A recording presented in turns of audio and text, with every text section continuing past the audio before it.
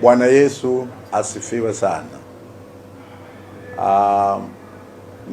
Wapendwa maaskofu wa majimbo wote wa Tanzania Assemblies of God na kamati zenu, wapendwa waangalizi wa makanisa ya Tanzania Assemblies of God na kamati zenu, wachungaji wote wa Tanzania Assemblies of God na kamati zenu, ndugu zetu wa makanisa yote ya Kipentekoste Tanzania na makanisa yote ya Kikristo hapa Tanzania, napenda kuchukua nafasi hii kutoa tangazo hili kwamba nasikitika kutangaza kwamba aliyekuwa askofu mkuu wa kwanza wa kanisa letu la Tanzania Assemblies of God, ndugu yetu Emmanuel Lazaro amefariki.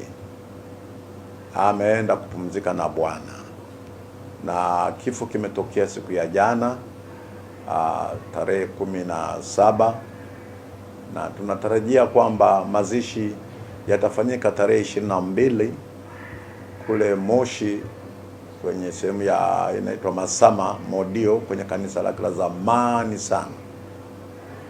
Kwa hiyo ndugu zangu, Mungu imempendeza kumpumzisha baba yetu. Ametumika kwa miaka mingi katika kanisa letu la Tanzania Assemblies of God, akiwa askofu wa kwanza Mwafrika akilipokea kanisa hili, na alikuwa mtu wa kwanza kwa kanda ya kaskazini tulipokea kanisa la Tanzania Assemblies of God. Ametumika ndani ya kanisa kwa muda wa miaka 24.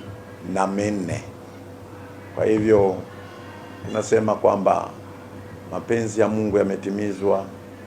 Bwana alitoa na Bwana alitoa. Mungu abariki. Mungu aibariki familia yake na kuifariji katika kipindi hiki cha majonzi. Asanteni sana. Bwana atukuzwe. Amen.